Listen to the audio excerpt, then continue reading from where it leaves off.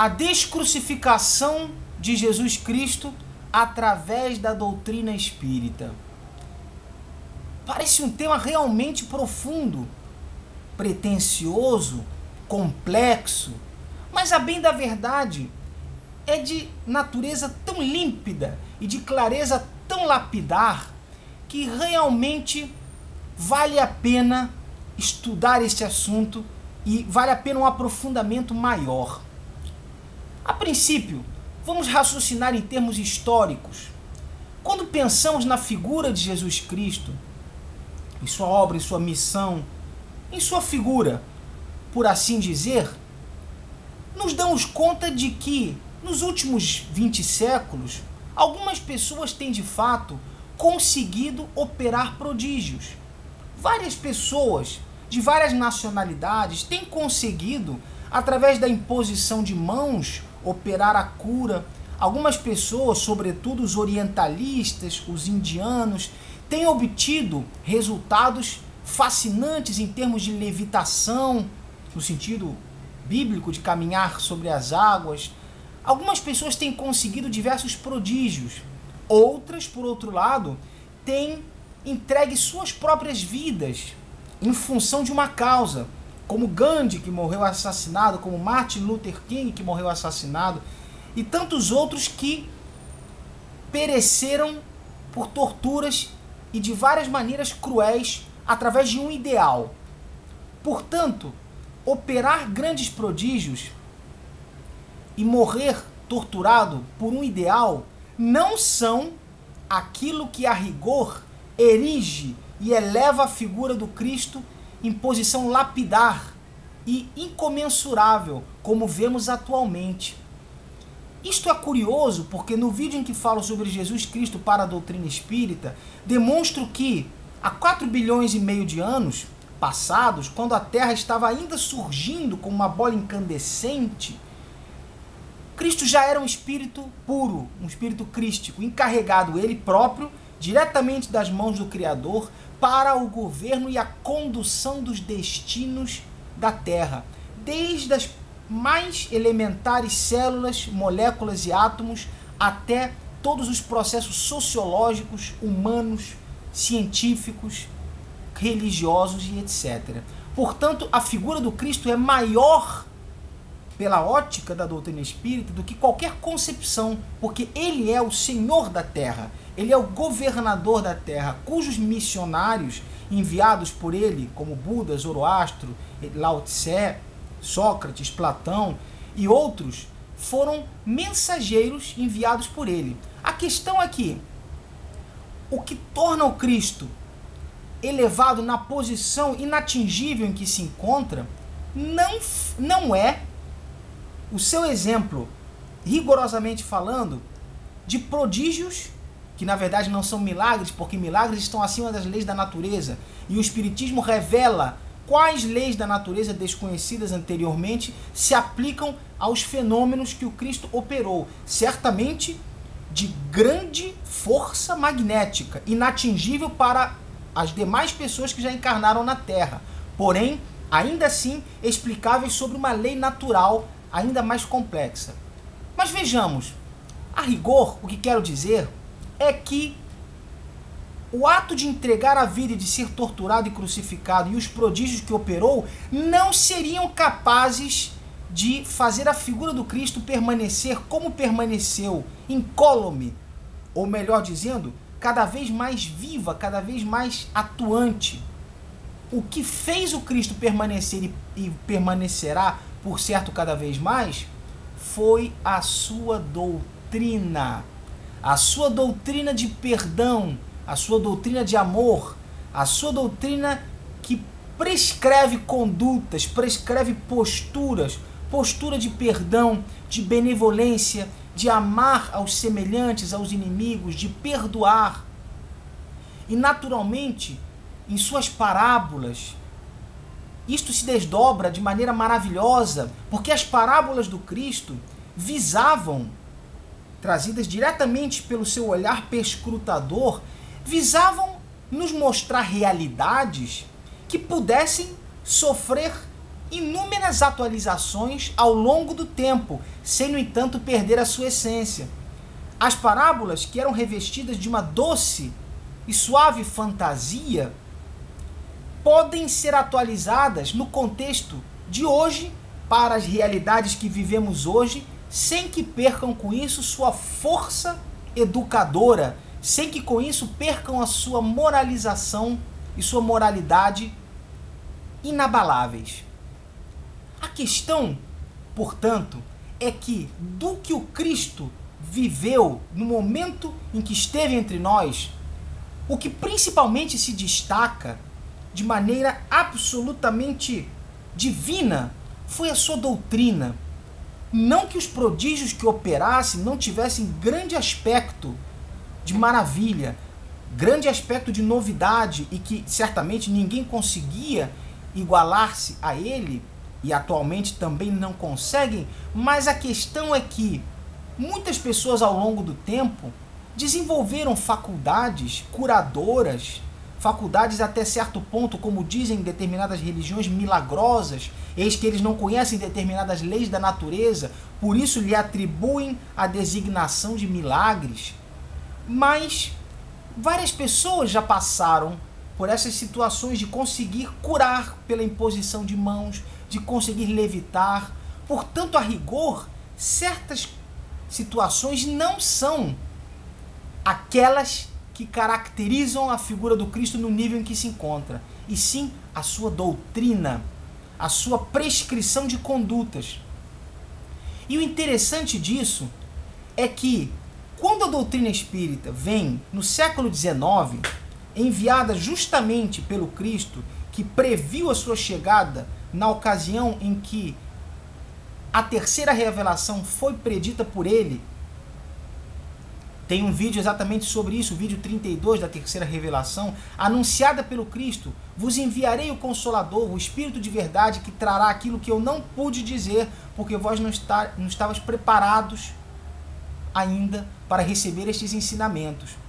Interessante, quando o Espiritismo vem, no século XIX, exatamente no momento em que ele podia vir pelo desenvolvimento das ciências, do conhecimento humano, aquele momento de eclosão da criatividade, da cientificidade, justamente a época do positivismo, vemos uma abertura muito grande, vemos a revelação do plano espiritual, vemos a revelação do que ocorre após o desencarne, do que ocorria antes do desencarne, as relações entre o mundo espiritual e o mundo material, a lei da reencarnação, a realidade da reencarnação, a pluralidade dos mundos habitados, a comunicabilidade dos espíritos. Todos esses fenômenos que se interpenetram em nossa vida foram revelados. E o que ocorre com isso? Nossa visão passou a ser mais dilatada. Conseguimos abarcar uma amplitude da vida muito maior, sempre amparados na palavra do Cristo. E justamente quando entramos no século XX, que vemos Ivone do Amaral Pereira, Francisco Cândido Xavier, Divaldo Franco e outros grandes missionários que trouxeram inúmeras psicografias, inúmeros trabalhos educativos, orientadores, percebemos o caso, por exemplo, de Manuel Filomeno de Miranda, psicografado e recebido por Chico Xavier, Manuel Espírito. Vemos que a prescrição de condutas na vida real, no cotidiano, nas experiências do dia a dia, envolvidos em sociedades, situações que praticamente são novelas de vida, vemos uma noção de realidade, uma noção prática. André Luiz, através do Chico Xavier, nos trouxe romances práticos, demonstrando no dia a dia, na vida cotidiana, na vida com os amigos, com os familiares, com a profissão, com as dificuldades, com as questões do sexo, com as questões afetivas, percebemos uma espécie de grande manual espírita, gigantesco, se pudéssemos assim dizer, reunindo os ensinamentos de André Luiz, de Emmanuel, de Joana de Ângeles, de Manuel Filomeno de Miranda, de Camilo Castelo Branco, Espírito, psicografado por Ivone do Amaral Pereira, de Vitor Hugo, psicografado tanto por Ivone do Amaral Pereira como por Divaldo Franco. Vemos uma pleiade de espíritos bem intencionados, uns naturalmente mais elevados do que os outros, mas todos eles de coração profundamente bem intencionados para nos indicar o caminho melhor a seguir, o caminho prático, o caminho da conduta moralizadora, da conduta reta, da conduta boa, da eliminação do egoísmo, da vaidade, do ciúme, do personalismo, do ódio, da vingança, da intolerância, eliminando estes vícios, substituindo por defeitos de tolerância, de gratidão, de gentileza, de amor ao próximo, de esquecimento das ofensas. Percebemos toda essa realidade de conduta moralizadora trazida pela doutrina espírita, porque é esta conduta que nos faz caminhar na evolução do espírito, é esta conduta que purifica o nosso perispírito, que limpa o nosso ser espiritual para poder galgar planos mais elevados e evolução cada vez mais constante. É claro que a cultura e a instrução ocupam a outra asa do pássaro da evolução espiritual. Mas uma das asas, a mais importante, se assim pudéssemos dizer, é a da moralidade, porque é mais difícil. É mais fácil fazer um mestrado do que superar um defeito de caráter. Portanto, o defeito de caráter tem que ser enfrentado com mais coragem.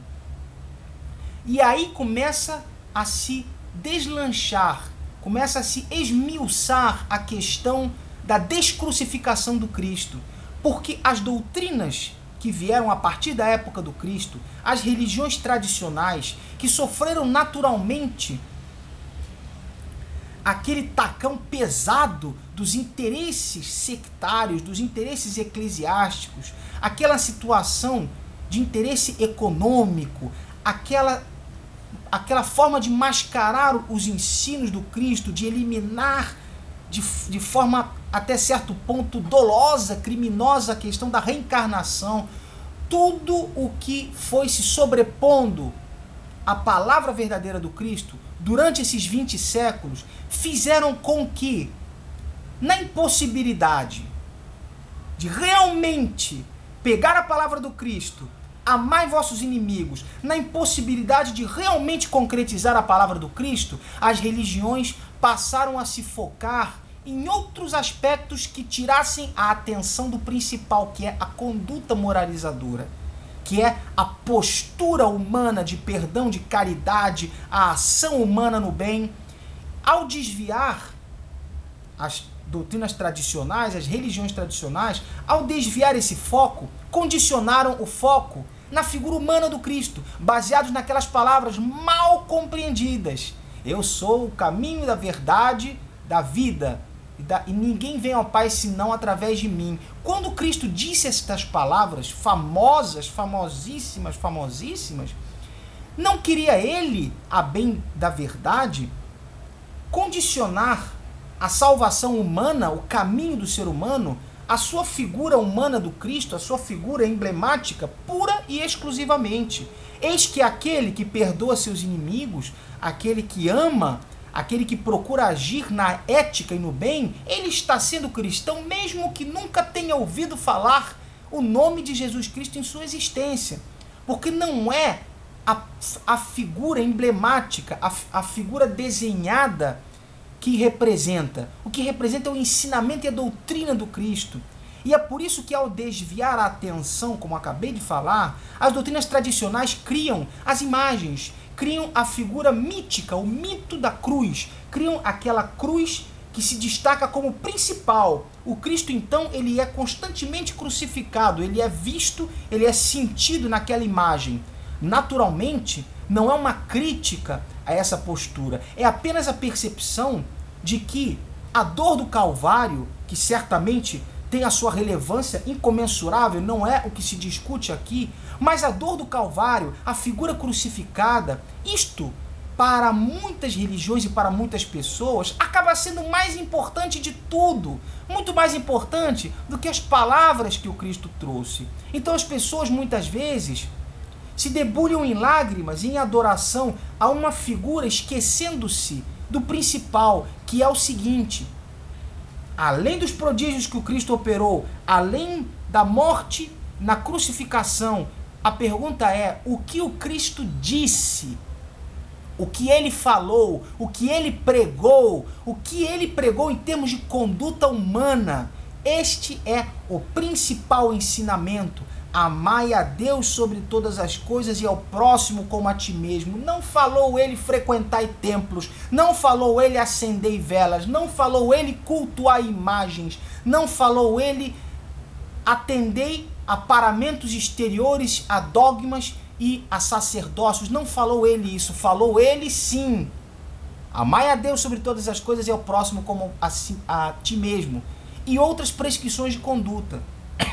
Portanto, quando a doutrina espírita continua a missão do Cristo através de uma pormenorização de seus ensinamentos, de uma revelação mais ampla que ele próprio havia previsto, mostrando novas realidades no século 20 e 21, demonstrando a implicação do plano espiritual no plano material e vice-versa, essas inter-relações constantes. Quando a doutrina espírita nos mostra isso, mas principalmente através da obra de Emmanuel, André Luiz e de grandes missionários, vindos através do Chico Xavier, Divaldo Franco e outros, quando nos trazem prescrições de conduta mais detalhadas, quando nos trazem a moral cristã de amar o próximo mais detalhada, quando nos traz a ideia de caridade, de perdão mais detalhada, a doutrina espírita retira o Cristo emblemático da cruz, não que negue o valor da crucificação e a importância, não é isso, mas ela retira, a doutrina espírita retira o Cristo da cruz e traz o seu ensinamento, e traz o Cristo de amor, não o Cristo de dor e sofrimento, não o Cristo de prodígios mágicos que fazem curar, não, isto era importante, mas o importante era a doutrina que o Cristo dizia: vai e não peques mais. Ele queria que as pessoas não pecassem, porque ele curou inúmeras pessoas, mas são algumas dezenas, talvez centenas, dentro da humanidade. O importante não foram as pessoas necessariamente que ele curou, mas a doutrina que ele quis trazer através dessas curas, o que ele quis dizer através disso. Esta doutrina de conduta, de perdão, de amor, de caridade, a doutrina espírita esmiuça, minudencia, pormenoriza, explica, detalha, elucida, esclarece. É isso que a doutrina espírita faz. Ela retira o Cristo de seu estigma de dor, de sofrimento, retira-o da cruz e o traz sorridente. É o Cristo de amor, é o Cristo que nos diz: façai o bem, fazei o bem, melhor dizendo, amai os vossos inimigos, cuidai de reconciliar-te com o vosso inimigo. É aquela doutrina de perdão, de boa conduta, de ética. Mesmo que ninguém esteja nos vendo, façamos o bem, procuremos perdoar, procuremos dar uma palavra de estímulo, uma palavra de gratidão. Esta doutrina de conduta é que é a salvação, porque esta doutrina de conduta, no momento em que atuamos dentro dessa conduta, ela purifica o nosso perispírito, ela limpa nosso destino futuro, ela abre os nossos caminhos para o bem, ela nos retira da influência deletéria e prejudicial dos espíritos obsessores, das larvas e dos miasmas espirituais, dos ovoides que ficam impregnados em nossa atmosfera, em nosso convívio, de toda influência deletéria e negativa espiritual, quando nós estamos imantados de má conduta, de más vibrações, de maus pensamentos. No momento em que nos tornamos focos de gerar o bem, de pensar o bem, de falar o bem, de agir no bem, passamos a nos limpar espiritualmente. Nosso perispírito começa a ficar mais purificado, mais ampliado, mais iluminado, mais dilatado, e desse modo conseguimos um destino futuro mais iluminado e mais belo e mais prolífero de relações boas, relações de amizade, de tolerância, de cooperação E não perdemos mais uma encarnação em expiação física, em expiação de enfermidade mental, apenas quitando os débitos adquiridos anteriormente. Passamos a aproveitar a reencarnação para aprender, para fazer a caridade, para crescer espiritualmente. Esse aproveitamento vem da nossa conduta no bem, nosso pensamento. Conduta esta que o Espiritismo nos traz os exemplos mais práticos e mais do dia a dia cotidiano. Se lemos livros como Libertação, de André Luiz, onde ele mostra entre este mundo e o outro como as coisas acontecem, como as coisas se dão, a influência, a maneira de agirmos na prática. O livro Sexo e Destino, de André Luiz, uma novela maravilhosa, uma novela impressionante de criatividade e ao mesmo tempo de coerência, porque é uma novela vivida por muitas pessoas. Não é uma novela de coisas impossíveis, é uma novela de coisas corriqueiras, relações entre familiares, ciúmes, situações conflitivas, e nos mostra como devemos agir, e nos mostra as implicações espirituais de agir mal, as implicações espirituais de agir bem. Toda essa realidade o Espiritismo nos traz através de uma derivação, de uma elucidação, de uma ampliação mais detalhada dos ensinos do Cristo.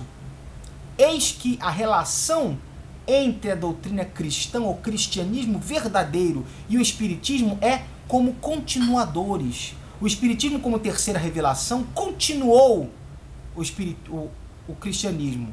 Pelas palavras do Cristo, vos enviarei o Consolador, porque na época ele não podia dizer tudo, porque se ele falasse em reencarnação, numa época em que ainda estava ele precisando interpretar a lei de Moisés e retirar a ideia frugal, aquela ideia de olho por olho, dente por dente, absolutamente pétrea, que realmente trazia muitos males, porque a lei de Talião, de certa forma abrandada, é aplicada pela espiritualidade, porque o Cristo nos disse: por um lado, não vim destruir a lei, mas lhe dar aplicabilidade. Por outro lado, amai os vossos inimigos.